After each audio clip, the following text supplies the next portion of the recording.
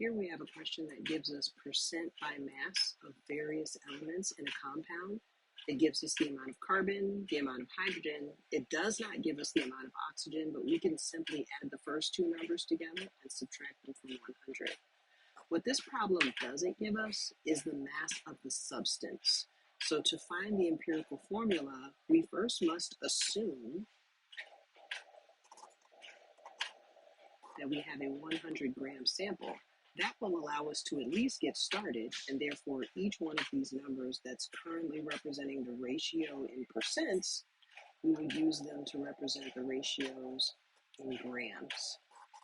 Again, if we assume we have a 100-gram sample, then we can represent these ratios this way. Now, if this is grams of carbon, hydrogen, and oxygen, then I'm simply going to convert them into moles and find the mole ratio. In order to know the formula, the subscripts are represented by the mole ratio. So now we have the mole ratio, but it's not in a very useful form. 4 moles for every 8 moles for every 2.7 moles. The empirical formula, remember, is made of the smallest whole number ratio. And that's more easily obtained if we divide each one of these values by the smallest value in the group.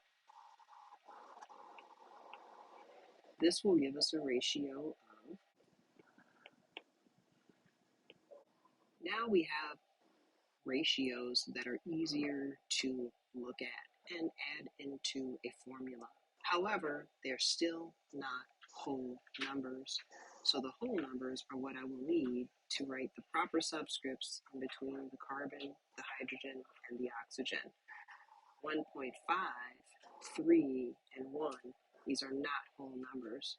So what is a mathematical operation that I can do to all of these numbers that will change their values accordingly and make them whole numbers?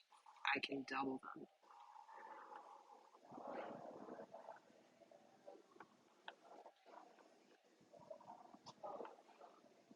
And this is the smallest whole number ratio.